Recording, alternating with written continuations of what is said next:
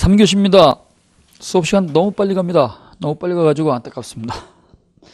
자, 근데 이제 개념이 중요한데요. 거기 채권 양도하고 채무인수 이렇게 제목이 나와 있죠. 뭐 지명채권의 양도라든가 지시채권이라든가 이런 건 크게 신경 쓰지 마시고요. 채권 양도의 뜻을 아셔야 돼요. 채권 양도의 뜻. 갑이라고 하는 사람이 채권자입니다. 을이라고 하는 이 사람한테 받을 돈이 있습니다. 물품을 갖다가 외상으로 공급해가지고 이때 받을 돈이 5천만 원이 있다. 5천만 원. 그래서 갑이 을에 대한 채권자입니다. 채권자. 그 다음에 이때 을이라고 하는 사람이 갑에 대해서 이행을 해야 되는 채무자예요. 근데요, 이때 갑 채권자에 대해서는 또 다른 채권자가 있습니다. 병이라고 하는 이 사람이 당신 나한테 줄 돈이 있는데 빨리 주세요라고 독촉을 합니다. 그랬더니 이때 갑이라고 하는 채권자가요, 주머니에 돈이 없어요. 돈이 없고 을에게 받을 돈이 있어요. 그래서 을에게 받을 돈, 채권이 있는데 권리라도 드릴 테니까 받으시겠습니까? 그거라도 주세요라고 승낙을 해야 돼요. 그래서 이때 채권자가요, 채무자에 대해서 주장할 수 있는 채권을 갖다가 이렇게 병한테 넘겨주는 걸 갖다 우리는 채권 양도라고 부릅니다. 채권 양도에 있어서는 채권자가 양도인이 되는 거예요. 양도인. 그 다음에 이때 병이라고 하는 요 사람을 갖다 우리는 채권 양수인이라고 부릅니다. 채권 양수인. 따라서 당사자 사이에서 양도인하고 양수인 사이에서 청약과 승낙으로 이루어지는 거니까 채권 양도는 계약으로서의 성질을 갖는 거예요. 그래서 이렇게 채권 양도가 이루어지게 되면 채권 양도는 일방적으로 저지르는 게 아니고 계약으로서의 성질을 갖습니다. 그래서 이게 바로 재작년에 시험 문제 나온 거예요. 다음 중 단독행위로 바꿀 수 없는 걸 고르면 이런 문제가 나왔어요. 단독행위로 바꿀 수 없는 걸 고르면 이 말의 의미는요, 계약을 고르면이라는 뜻이에요. 그래서 채권 양도가 답이 됐는데 채권 양도는 일방적으로 저질러지는 것이 아니고 계약으로서의 성질이 있습니다. 계약.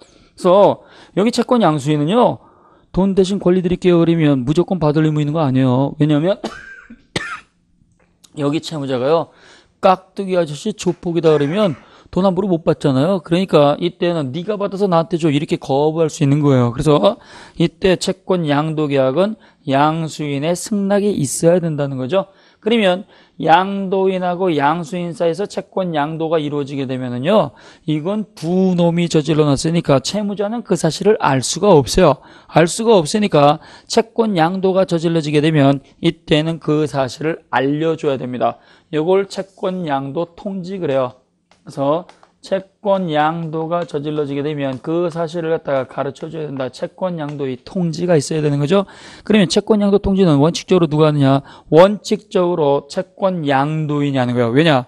을이라고 하는 채무자는요, 채권자 갑에게 지급할 의무가 있는 것이기 때문에 병이라고 하는 양수인은 을이 알지를 못합니다. 그래서 채권 양도 통지는 원칙적으로 채권 양도인이 한다. 양도인. 그런데 양도인이 반드시 할 필요는 없어요. 예외적으로 대리권 주는 경우가 있어요. 예외적으로 대리인이 할 수가 있다. 형님, 을 잘 아시죠? 을 잘 알아. 근데 내가 을한테 받을 돈이 있는데 그 받을 돈 권리를 다 넘겨드릴 테니까 형님이 가서 을에게 대신 받아주세요. 대신 받아서 가져가세요. 이렇게 할 수 있죠. 그래서 이때 양수인이 양도인으로부터 대리권 받아가지고 대리인으로서 통지하는 것도 효력이 있다는 게 플레이트도입니다. 그래서 예외적으로 대리인을 보낼 수가 있다. 그래서 이때 채무자한테 통지를 합니다. 통지가 도달이 돼버리면 채무자도요, 알았어요 그러면 당신한테 줄 돈을 갖다가 내가 그 사람한테 드릴게요 라고 승낙을 해야 돼요. 승낙이 있어야 된다는 거죠. 그래서 당신한테 받을 돈을 갖다가 병이라고 한 사람한테 넘겼으니까 병한테 대신 변제해 주세요. 이랬을 때 통지가 있을 때는요, 싫어 나는 약속한 날짜에 너한테 줄 테니까 네가 갖다가 줘 이렇게 하는 것도 상관이 없다라는 얘기입니다. 자, 그래서 이렇게 승낙이 있어야 된다. 자, 그러면 거기 교재에 보게 되면요, 채권에는 세 가지 종류가 나옵니다. 지명채권이라고 하는 게 있고, 지명채권. 그 다음에 지시채권이라고 하는 게 있고, 지시채권.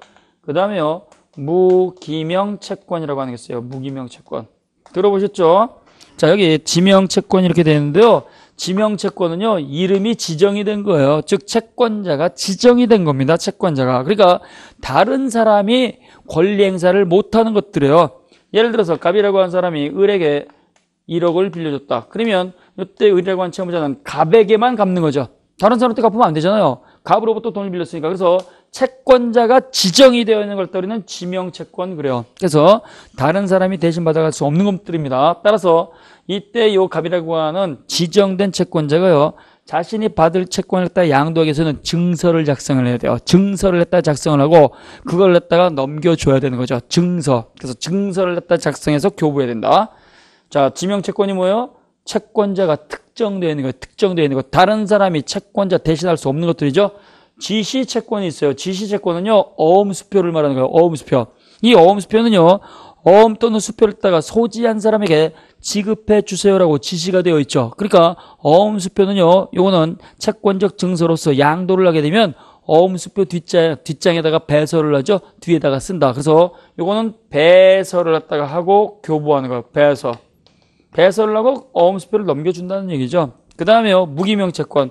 이 무기명채권은요, 이름 자체가 표시가 안 된 것들이에요. 상품권이라든가 입장권이라든가 승차권과 같은 것들이죠. 상품권이다. 그러면 10만원짜리 상품권이 있을 수도 있고 5만원짜리도 있을 수 있고 여러 가지 상품권이 있는데요. 이 상품권은요, 상품권 자체를 넘겨주면 되는 거죠. 그래서 이러한 것들은 지명채권은 증서를 갖다가 작성을 해가지고 증서를 넘겨준다. 그 다음에요, 지시채권으로서 어음수표 이러한 것들은 뒷장에다가 쓰고 넘겨주면 된다. 무기명채권이라고 하는 것은 상품권이라든가 입장권이라든가 승차권과 같이 채권자 이름이 표시가 안 된 것이기 때문에 이거는 증서를 작성할 필요도 없고 배서를 할 필요도 없고 상품권 자체를 갖다가 넘겨주면 되는 거죠. 교부만으로서 효력이 있다. 간단한 것들입니다. 자, 그 다음에 보시게 되면 제2절에 보면 채무인수 이렇게 나와 있죠. 여기 이제 금년도에 나온 건데요. 자, 채무인수입니다. 채권양도는 채권자가 자신의 권리를 갖다가 넘겨주는 게 채권양도인데요. 채무인수는요, 채무자가 자신이 부담할 채무를 떠넘기는 걸 채무인수라고 하는 거예요. 채무인수. 자, 아까 그 사례에서 갑이라고 한 사람이 을이라고 한 사람한테 5천만 원을 갖다가 받을 돈이 있어요. 변제기가 다가옵니다.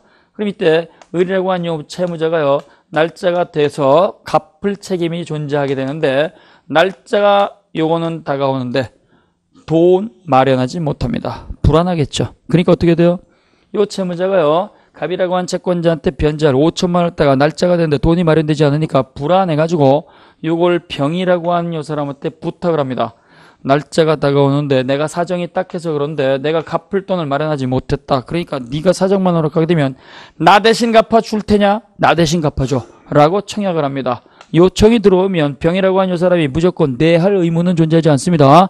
그래, 너 사정이 딱하구나. 그렇지만 나도 사정이 딱해. 나도 사정이 딱하니까 내가 못해. 그러면 채무인수는 일어나지 않습니다. 따라서 요때는요, 채무인수를 했다가 요청을 하고 알았어, 사정이 딱하니까 내가 대신 갚아줄게라고 하는 승낙이 있어야 돼요. 그래서 채권 양도가 됐던 채무인수가 됐던 요건 전부 다 계약입니다. 그래서 채무자하고 채무인수인 책임을 떠안는 사람이 계약을 해야 돼요. 계약.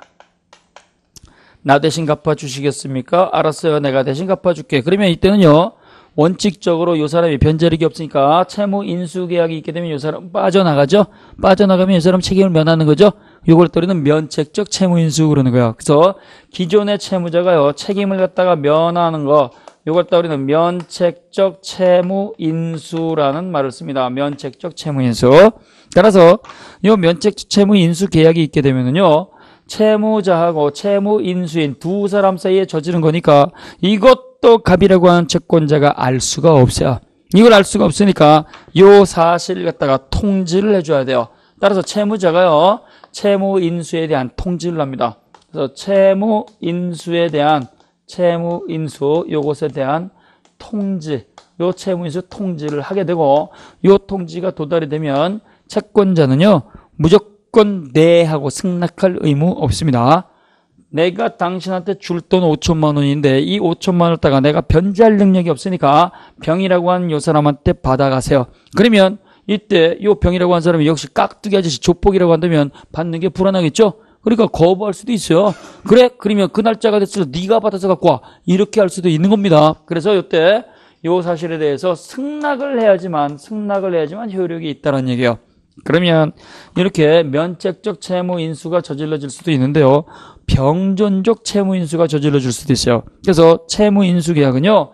채무자하고 채무 인수인이 계약하는 것도 가능하지만 채무 인수인하고 채권자가 계약할 수 있다는 것도 기억하셔야 돼요. 그래서 채무 인수의 당사자는 채무자하고 채무 인수인이 될 수도 있지만 채권자하고 채무 인수인 사이에 이렇게 계약을 체결할 수도 있습니다.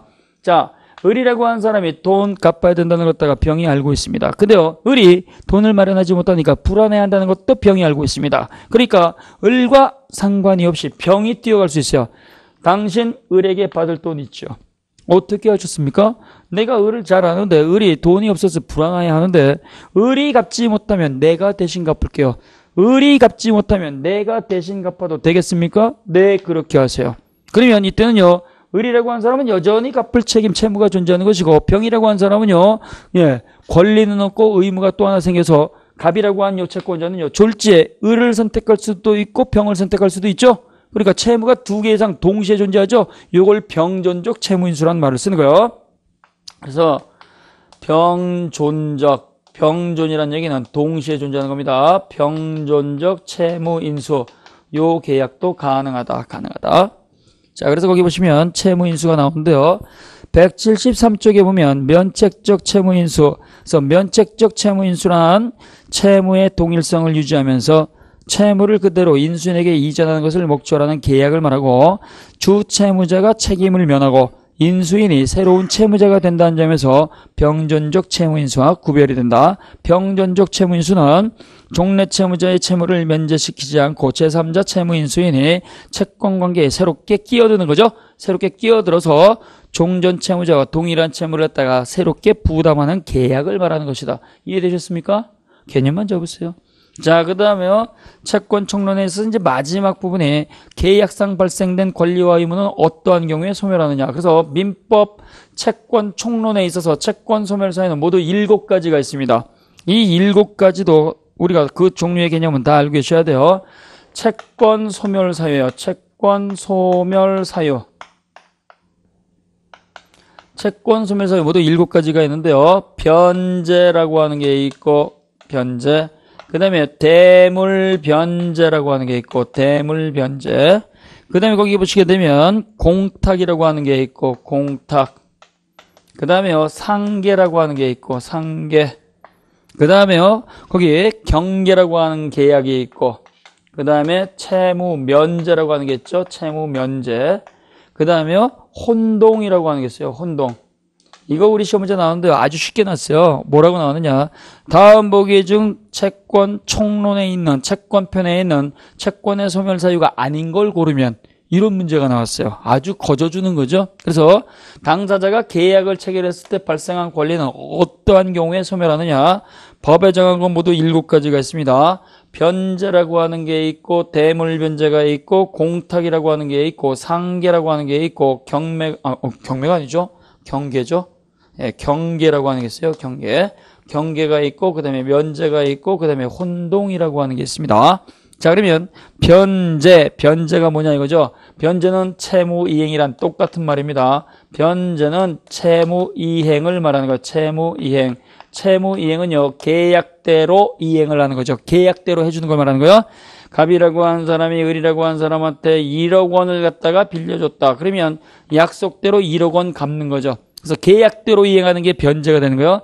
갑이라고 하는 사람이 을이라고 하는 사람한테 자동차라고 하는 물건을 빌려줬다. 자동차를 갖다가 약속대로 인도해 준다. 그럼 뭐요? 이게 변제가 되는 거예요. 그래서 변제는 계약대로 채무 이행을 하는 겁니다. 계약대로 하는 거예요. 따라서 변제는요, 계약대로 이행을 했으니까 새로운 다툼이 발생할 여지가 없어요. 그래서 1억 원 빌려서 1억 원 갚는 거, 자동차 빌려서 자동차 되돌려주는 거, 집 빌려서 집 되돌려주는 거, 이런 것들은 다툼의 여지가 없습니다. 그러면 변제 수령은 누가 하느냐? 변제 수령은 채권자가 하는 거예요. 채권자. 그 사람이 받아야 된다는 거죠. 그래서 채권자에게 채무를 이행하는 것이 바로 변제가 되는 겁니다.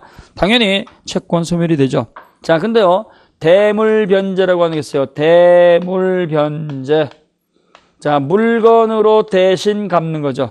그래서 당사자가 계약대로 이행하지 않고 다른 걸로 급부를 했다는 것, 다른 걸로 이행을 하는 거죠. 그래서 계약대로 1억 원 빌렸으면 1억 원 갚는 것이고 집을 빌렸으면 집을 갖다 되돌려주는 건데요. 그걸로 하는 것이 아니고 다른 걸로 대신한 걸 갖다 우리는 대물변제라는 말을 쓰는 거예요. 대물변제. 대물변제는 계약입니다. 대물변제는 계약으로서의 성질을 갖는 거예요. 예를 들어서 갑이라고 한 사람이 1억 원을 갖다가 이렇게 빌렸는데 1억 원을 갖다 갚지 못했을 때 요 을이라고 한 사람이 오늘 내가 당신한테 1억 원 갚아야 되는데 1억 원을 갚지 못하니까 여기 토지 하나를 1억 원 대신 드릴게요. 이렇게 토지를 갖다가 대신 주겠다고 얘기하는 거야. 토지를 갖다 대신 드릴게요. 그러면 이때 요 갑이라고 한 채권자는요 무조건 이 토지를 갖다가 받을 의무가 있는 건 아니에요. 그 토지의 경제적 가치를 갖다 확인을 해가지고 내가 받을 돈보다 미달이 되니까 못 받겠습니다. 거부를 해버리게 되면 대물변제는 성립할 여지가 없어요. 그래서 대물변제는 청약과 승낙에 의해서 이루어지는 계약으로서의 성질을 갖습니다. 자, 그 다음에요 공탁이라고 하는 게 있어요. 공탁. 이 공탁은요 보관시키는 계약입니다. 이것도 계약이에요. 공탁계약. 자, 갑이라고 하는 요 채권자가 1억 원 받아야 돼요. 을이라고 하는 사람이 요걸 갖다가 갚아야 됩니다. 근데요 이때 갑이라고 한 채권자한테 1억 원 원금 가지고 왔습니다. 이자 있습니다. 받아주세요. 그랬더니 요 놈이 거부를 해버립니다.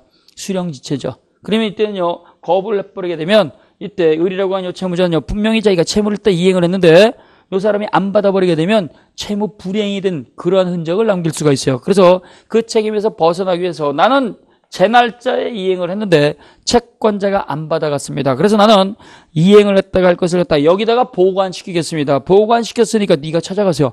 이게 바로 공탁계약이에요. 공탁계약은 누가 계약의 당사자가 되느냐?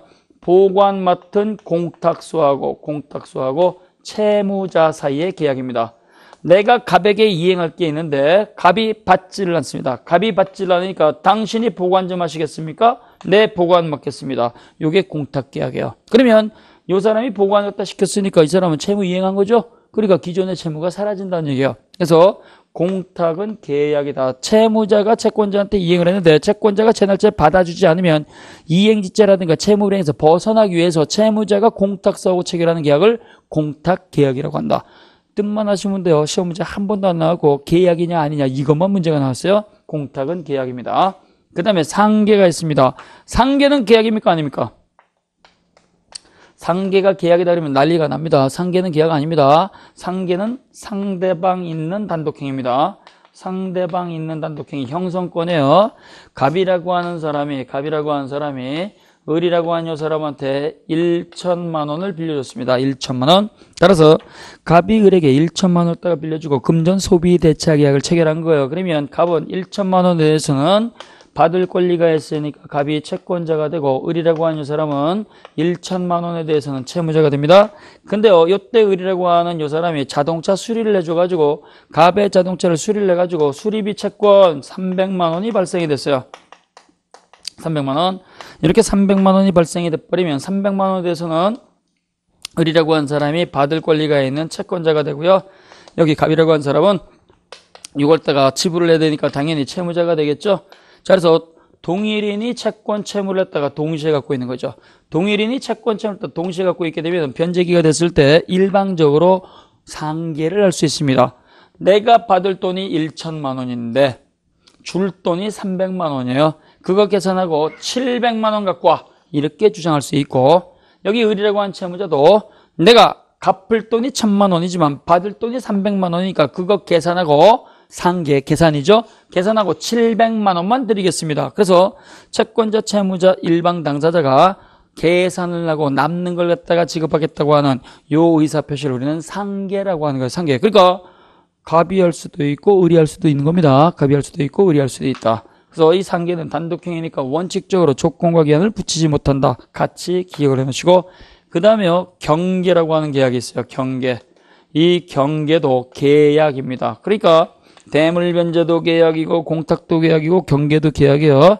자, 아까 그 사례 갑이라고 한 사람이 을에게 1억 원을 갖다가 빌려줬습니다. 1억 원을 갖다 빌려주고 변제기가 됐을 때, 즉 갚을 날짜가 됐을 때 1억 원 갚아야 되겠죠? 갚아야 되는데 돈이 없어요? 돈이 없으니까 요 사람이 뭐라고 하느냐? 내가 X 토지를 갖다 하나 갖고 있는데 이 토지를 갖다가 소유권 넘겨줄게. 소유권 넘겨줄게 라고 하는 거예요. 알았어요? 그러면 그거 소유권 넘겨. 해가지고 계약하는 거예요. 뭐와 비슷해요? 대물변제하고 비슷하죠. 대물변제하고 비슷하죠. 대물변제도 아까 제가 뭐라 그랬어요? 대물변제도 1억 원을 갖다가 갚아야 되는데 1억 원이 없으니까 토지를 갖다가 대신 넘겨드릴게요. 약정을 했고. 알았어요? 토지 줘. 그러면 돈 대신에 토지를 갖다 받았으니까 대물변제죠. 경계도 마찬가지예요. 경계도 1억 원을 갖다 갚아야 되는데 1억 원이 없으니까 내가 소유권, 토지 소유권 넘겨드릴게요.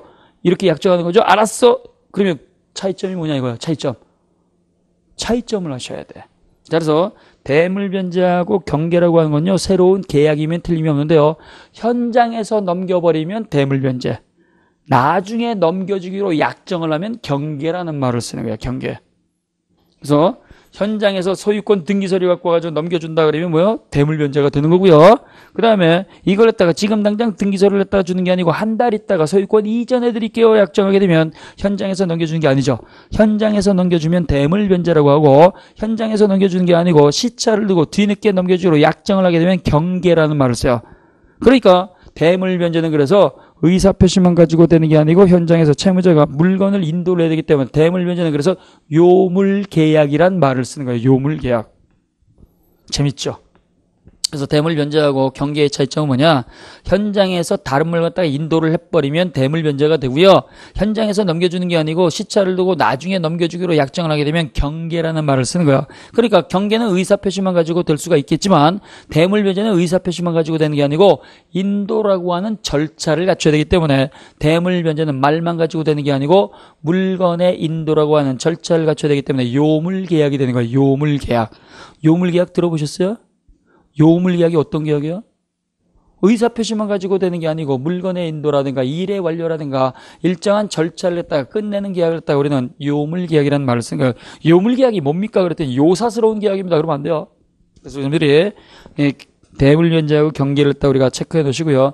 그 다음에 면제가 있어요. 면제는 뭐예요? 채권의 포기예요. 채권의 포기. 채권자가요, 야 그거 너 이행하지 마. 나 안 받을게. 이게 바로 채권의 포기죠. 그래서 이 채권의 포기, 채무 면제라고 하는 것은요, 채권자가 포기를 했으니까 채권이 소멸하겠죠. 갚지 마. 물건 그거 내가 안 받을게. 이렇게 하는 걸 때 우리는 채무 면제라고 하는 거예요. 그 다음에 혼동이 나오죠. 자, 이 혼동이 있는데요. 혼동은 물건과 채권의 공통된 소멸사유입니다. 물건과 채권의 공통된 소멸사유예요. 그래서 여기 보시는 7가지 채권 소멸사유 가운데서 물건과 채권의 공통된 소멸사유를 골라라 그러면 혼동을 골라야 돼요. 자, 물건에 있어서의 혼동이 뭐냐 이거죠. 물건에 있어서의 혼동은요, 제한물권자가 소유권을 취득한 경우에 제한물권 바로 소멸하는 게 바로 혼동입니다. 자, 물건에 있어서 혼동이 있게 되면 물건이 소멸합니다. 물건이 소멸하는데요. 그러면 물건에 있어서의 혼동이 뭐냐? 물건에서의 혼동은요, 제한물권자가 소유권을 취득하게 되면 이때는 제한물권이 소멸하는 게 원칙이에요.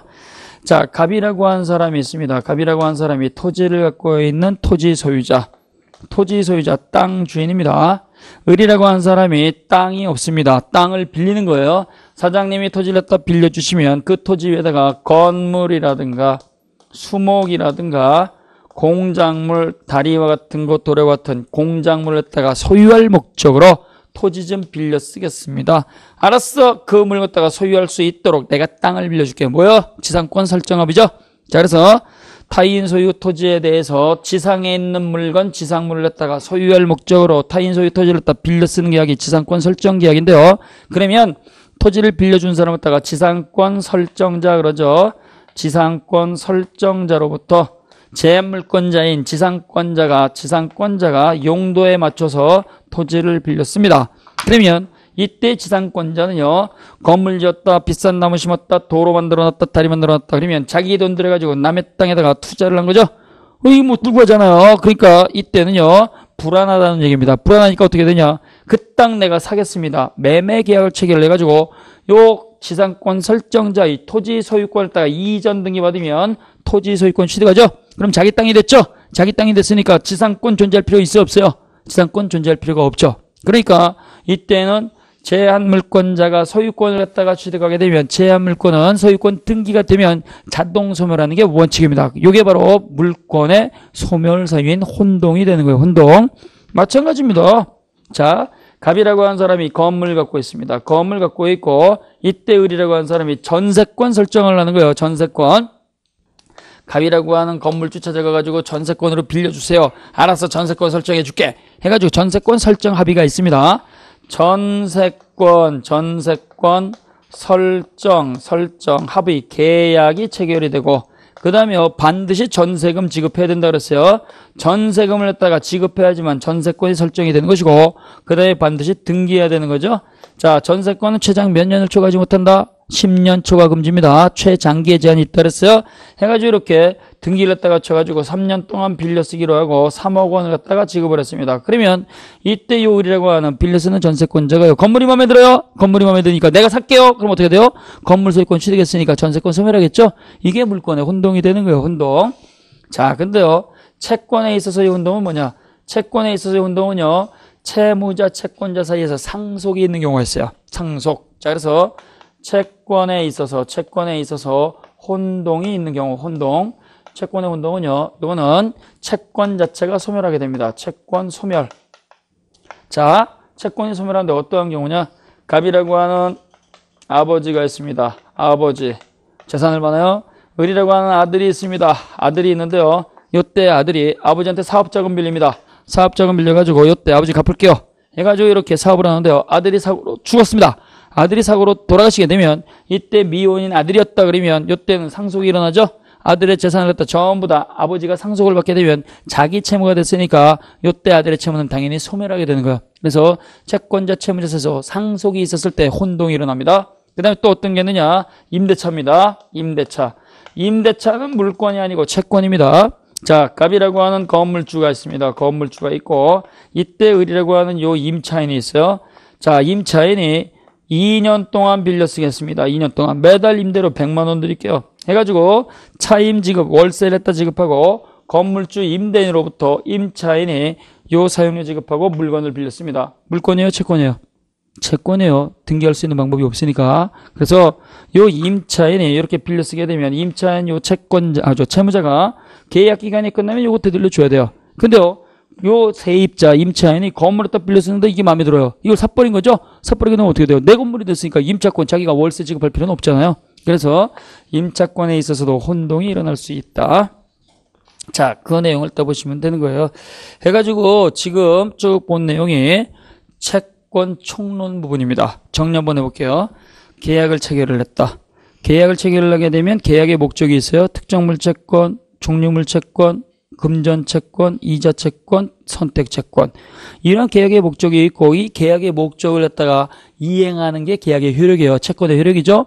계약대로 하는 거니까 받을 수가 있고 청구력이 있죠. 급부보유력, 청구력이 있고 계약이 깨지게 되면 어떻게 할 것이냐. 깨지는 모습은 이행지체, 이행불능, 수령지체, 불완전이행이 있고 그 다음에요. 깨지게 되면 이때 채권자는요. 채무자에 대해서 강제 이행을 청구할 수도 있고 그 다음에 손해가 있으면 손해배상을 청구할 수도 있겠죠. 채무자가 근데 이행을 안 해. 이행을 안 하게 되면요.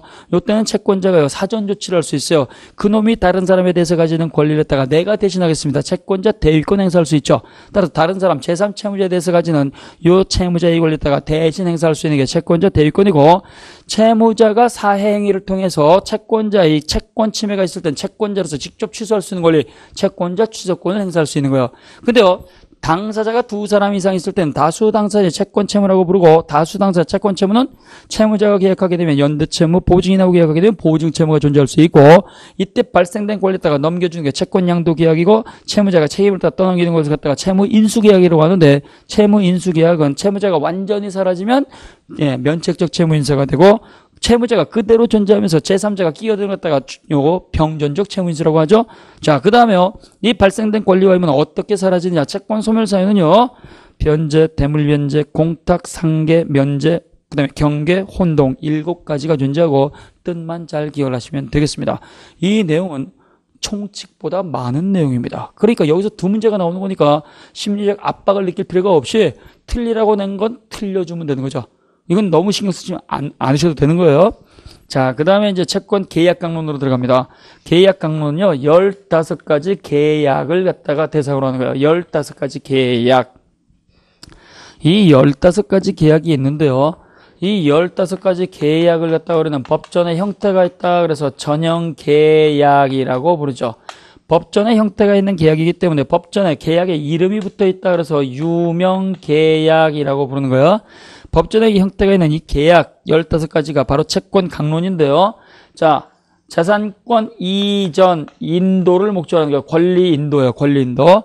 권리 인도 이전을 목적으로 한 것이 매매 계약이 있고, 그 다음에 교환 계약이 있고, 그 다음에 증여 계약이 있습니다. 그 다음에 빌려주고 빌려 쓰는 계약이 있다 그랬죠?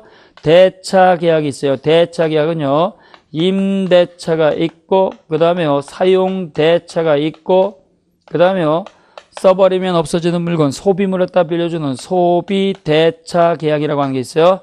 그 다음에 자신의 능력을 갖다가 제공하는 계약이 있죠. 자신의 능력, 이걸 따 우리는 용역 또는 서비스 그래요. 자신의 능력을 갖다 제공하는 것이 고용 계약이 있고, 그 다음에 도급 계약이 있고, 그 다음에 위임 계약이 있고, 그 다음에 임치 계약이 있고, 현상 광고, 그 다음에 법이 개정이 돼가지고 하나 추가된 계약이 바로 여행 계약이죠. 여행 계약. 요게 능력이죠. 그 다음에 기타 계약이 있다 그랬어요. 기타 계약은요, 기타 계약은 화해 계약이라고 하는 것이 있고, 화해 계약. 그 다음에요, 서로 상호 출자해서 동업을 하는, 동업하는 계약을 따고 우리는 조합 계약이라고 했죠. 그 다음에 돌아가시기 전까지 일정 기간 원금 이자를 따 붙여서 되돌려주는 종신정기금 계약이네요. 종신정기금 계약. 이게 계약 강론이에요. 근데 이 계약 전부 다 시험 범위는 아니라고 하더라도 이 계약의 의미는 전부 다 알고 있어야 돼요. 왜? 민법 총칙에 있어서 기한 이익과 관련해가지고 이 계약의 의미가 전부 다 튀어나올 수 있으니까 이건 전부 다 뜻은 알고 계셔야 돼요. 그러나 우리 시험 범위에 들어가는 건요, 매매 계약 있죠. 그 다음에 임대차 계약 있죠. 그 다음에요, 도급 계약 있죠. 그 다음에 위임 계약 있죠. 이 네 가지는 주된 계약이기 때문에 거의 매번 나옵니다. 그래서 계약 강론에서, 채권 강론에서 계약 총론 말고 계약 강론에서 주로 시험 문제가 6개가 나오는데요. 매매에서 1개 반드시 나오고, 그 다음에요, 임대차에서 반드시 나오게 되고, 그 다음에 도급에서 반드시 나오게 되고, 위임에서 반드시 나오죠. 이거 금년도 다 나왔어요. 그 다음에 추가적으로 나오는 것이 계약의 해제라든가 동시행항변권이라든가 위험 부담과 관련된 문제가 나올 수가 있는 것들입니다. 그래서 이 계약 강론에 있어서는 이것만 잘 정리하시면 돼요. 자, 그래서 거기 보시게 되면 176쪽에 보면 계약의 종류가 나옵니다. 이 계약의 종류도 다음 계약의 종류 연결이 잘 된 걸 고르면, 틀린 걸 고르면 이런 문제가 나올 수 있으니까 계약의 종류 구별 뜻은 알고 계셔야 돼요. 자, 민법전에 규정이 있느냐 없느냐에 따라서 규정이 있으면 법전의 형태가 있다 그래서 전형 계약이라는 말을 쓰고, 법전에 이름이 있으니까 유명 계약이라는 말을 쓰는 거예요. 15가지입니다. 그 다음에요, 비전형 계약은요, 법전의 형태가 없는 계약이죠. 법전의 형태가 없으니까 법전에 이름이 없다 그래서 무명 계약이라는 말을 쓰는 거예요. 법전에 이름이 없는 계약은요, 15가지 말고 고르면 돼요. 출판 계약이라든가 광고 계약이라든가 인쇄 계약이라든가 학원에 와서 수강하는 수강 계약이라든가 이러한 것들은 법전에 이름이 없는 계약들입니다. 이건 반사회 질서에만 해당되지 않으면 자유롭게 만들어낼 수 있는 거예요. 그 다음에 대가를 갖다가 지급하느냐 지급하지 않느냐. 자, 그래서 거기 채무 대가성에 따라서 쌍방이 의무를 부담하는 계약이 있어요. 쌍방이 의무를 부담하는 계약, 요걸 쌍무계약 그러죠. 매매계약, 임대차 계약, 요 두 가지 잘 기억하시면 돼요. 매도인 돈 받을 권리가 있지만 권리 이전할 의무가 있고, 매수인은 대금 지급할 의무가 있으니까 쌍무계약입니다. 그 다음에요, 임대차 계약이죠. 임대차 계약은요, 이것도 임대인은 물건을 갖다가 빌려줄 의무가 있고, 임차인은 사용대가인 차임을 갖다가 지급할 의무가 있으니까 임대차도 가장 대표적인 쌍무계약이 되는 겁니다. 쌍무계약. 그 다음에 편무계약이요. 편무계약은 한쪽 편만 의무를 부담하는 계약입니다. 그래서 증여계약이 있죠. 증여는 계약입니다. 내가 공짜로 드릴 테니까 받으시겠습니까? 네, 주세요. 그러면 계약이 체결이 됐으니까 받는 자, 수증자는 대가를 지급할 의무가 없지만 증여하는, 공짜로 주는 증여자는 권리를 이전할 의무가 있다라는 거죠. 그 다음에 사용대차는 언제나 무상이고 공짜로 빌려주는 거죠. 공짜로 빌려드릴 테니까 쓰시겠습니까? 네, 공짜로 빌려주세요. 그러면 사용대차 계약이 체결이 됐으니까 빌려주는 사용대주는 빌려줄 의무가 있지만 사용대가를 받을 권리가 없죠. 그래서 사용대차도 편무계약입니다. 자, 증여라든가 사용대차는 무상계약으로서 편무계약이지만 현상광고는 굉장히 중요한 계약이죠. 현상광고는요, 현상금 지급하는 계약입니다. 현상금 지급하는 계약이고, 요건 현상금을 냈다가 지급하니까 유상계약이지만 편무계약이라는 걸 꼭 기억을 하셔야 돼요. 현상광고는 현상금 지급하는 계약이고 편무계약입니다. 자, 갑이라고 하는 사람이 예를 들어서 자기가 기르고 있던 반려견이 있습니다. X라고 하는 개가 있는데 요 반려견이 집을 나가버렸어요. 그러니까 속상한 나머지 사진을 갖다 찍어가지고 요 개를 찾아서 인도를 해주시면 현상금 30만 원 드릴게요. 이렇게 계약을 합니다. 광고를 하는 거죠. 이때 광고를 딱 본 사람이 알았습니다. 사장님이 잃어버린 그 강아지 내가 찾아다 드릴게요. 내만 가지고 승낙이 됩니까? 안 됩니까? 안 되는 거예요. 그래서 우리 선생님들이 내가 개를 잃어버렸어요. 개를 찾아다 주실 분, 그럼 내가 돈 드릴게요. 그러면 내가 찾아드릴게요. 이 말만 가지고 된 게 아니에요. 따라서 이때는 을이라고 하는 요 사람이 그 개를 찾아서 인도를 해줘야 돼요. 인도가 돼야지만 뭐가 되느냐? 승낙이 되는 거죠.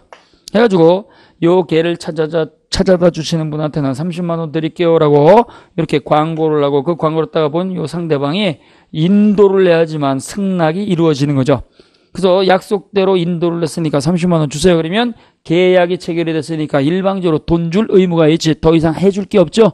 그래서 편무계약이 되는 거예요. 편무계약. 이해되세요? 그래서 이게 굉장히 어려운 개념 가운데 하나입니다. 현상광고는 현상금 지급하는 거예요. 내가 원하는 일을 갖다가 마무리 지어주면 내가 약속된 돈을 드릴게요. 이게 현상광고죠. 그러니까 원고를 작성해 주세요. 신춘문예. 그 다음에 디자인 작품을 갖다가 제출해 주세요. 그 다음에 개를 찾아서 주세요. 이렇게 현상금 지급하는 계약을 갖다가 현상광고라고 하고, 이러한 현상광고는요, 그 광고를 갖다가 본 사람이 내만 가지고 하는 게 아니고 그 사람이 원하는 일을 갖다가 완료를 해야 돼요. 일을 완료를 하게 되면 뭐가 돼요? 그러면 승낙이 되는 거예요. 승낙. 만약에 내만 했는데 개를 찾아서 데리고 오지 못하면 이 사람은 줄 의무가 없잖아요. 계약이 안 되는 거예요. 그래서 내만 가지고 되는 게 아니고 일의 완료, 인도가 있어야 되기 때문에 요물 계약이 되는 것이지 낙성 계약이 아니라는 얘기예요. 낙성 계약이 아니고 요물 계약이다. 따라서 인도를 하게 되면 죄송합니다. 인도를 하게 되면 그 자체로 승낙이 되는 거니까 요 인도를 하게 되면 승낙이 됐으니까 요 사람은 약속대로 약정된 현상금을 지급하면 되는 거죠. 현상금 지급하게 되면 그때는 요 사람은 더 이상 해줄 게 없고 요 사람만 의무를 부담하는 계약이 되는 거예요. 그래서 편무계약이다. 같이 기록해놓으시고요. 자, 그 다음에 보시게 되면 경제적 대가 출연 여부죠. 그래서 대가를 지불하느냐 지불하지 않느냐. 공짜 이걸 갖다가 무상이라고 하고 대가를 지급하게 되면 뭐요? 유상계약이 되겠죠. 자, 그 다음에요. 성립요건의 내용에 따른 분류 이렇게 되어 있어요. 낙성계약, 그 다음에 요물계약 이렇게 나오는데요. 낙성계약은요. 승낙만 가지고 성립하는 계약입니다. 승낙만 가지고 성립하는 거. 쉽게 네만 하면 되는 거예요. 네. 물건 사실래요? 네. 물건 빌려서 사용료 주실래요? 네. 이게 낙성계약이에요. 근데 요물계약은 네만 가지고 되는 게 아니고 일정한 절차라든가 물건의 인도가 있어야 되는 겁니다. 자, 그 다음에요. 거기 채권 채무의 계속성 여부에 따라서 일시적 계약. 일시적 계약은 가장 대표적인 것이 바로 매매계약과 같은 거죠. 내가 살게요. 네, 내가 팔게요. 그걸로 끝나는 거예요. 일회성으로 끝난다는 거죠. 그러나 일정한 기간 동안 계속 계약이 유지가 되는 게 있어요. 그걸 계속적 계약이라는 말을 쓰죠. 일시적 계약 관계를 갖다가 소급해서 소멸시키는 것을 갖다가 우리는 해제라는 말을 씁니다. 그러나 계속적 계약 관계는요. 지금부터 더 이상 계약을 유지하지 않겠습니다. 이걸 장래를 향해서 소멸시키는 거죠. 이걸 해지라는 말을 쓰는 거예요. 일시적 계약 관계를 갖다가 소급 소멸시키는 건 해제라는 말을 쓰고, 계속적 계약 관계를 갖다가 지금부터 더 이상 계약을 유지하지 않겠습니다. 장래를 향해서 소멸시키는 걸 갖다 우리는 이걸 해지라는 말을 쓰는 거예요. 해지. 자, 그 다음에 보시면 계약의 성립이 이렇게 나오죠. 계약의 성립은요. 청약과 승낙 두 개로 이루어지는 게 원칙이에요. 뭐뭐 하시겠습니까? 네. 이렇게 이루어져야 돼요. 내가 팔 테니까 사시겠습니까? 청약이죠. 내가 사겠습니다. 네. 그럼 뭐요? 이게 승낙이 되는 거예요. 이게 원칙입니다. 그래서 계약은 청약과 승낙으로서 이루어지는 게 원칙인데요. 그 다음 페이지 178쪽에 보면 기타 방법에 의한 계약의 성립이 있습니다. 네. 이거 말고 청약과 승낙 말고 하는 게 뭐가 있느냐? 교차 청약이라는 계약이 있고 오른쪽에 보면 의사 실현에 의한 계약이라고 하는 게 있어요. 자, 그래서 교차 청약이라고 하는 계약도 있고 그 다음에 의사 실현에 의한 계약도 가능한 거예요. 보통 우리가 계약을 갖다가 성립시키게 되면 계약의 성립이라고 하는 거, 계약의 성립은 갑이라고 한 사람이 뭐뭐 하시겠습니까? 물어보고 그 다음에 을이라고 한 요 사람이 거기에 대해서 네, 제가 네 하겠습니다. 네, 요게 있어야 되는 거죠. 요걸 갖다가 우리는 청약이라고 부르고 그 다음에 요 나중에 이루어진 의사표시를 따라 우리는 승낙이라고 하는데 보통의 계약은 청약과 승낙 두 개로 이루어지니까 이게 원칙이에요. 그렇죠? 이게 원칙이에요. 내가 팔 테니까 사시겠습니까? 네, 제가 살게요. 내가 빌려줄 테니까 사용료 주시겠습니까? 네, 사용료 주고 내가 빌려줄게요. 이게 원칙이요. 이게 원칙인데 이렇게 이루어지지 않고 예외적으로 교차 청약에 의한 계약도 성립할 수가 있고 그 다음에요. 의사 실현에 의한 계약도 성립할 수 있다라는 얘기예요. 다 들어보셨죠? 이거 우리 일생에 거의 안 일어나는 것들입니다. 안 일어나는 것들인데요. 독일법을 그대로 갖고 온 게 채권법이기 때문에 우리 일생 동안 안 일어나는 것도 조문에 들어가 있으니까 시험 문제 나온다는 얘기예요. 시험 문제. 자, 교차 청약은 뭐냐?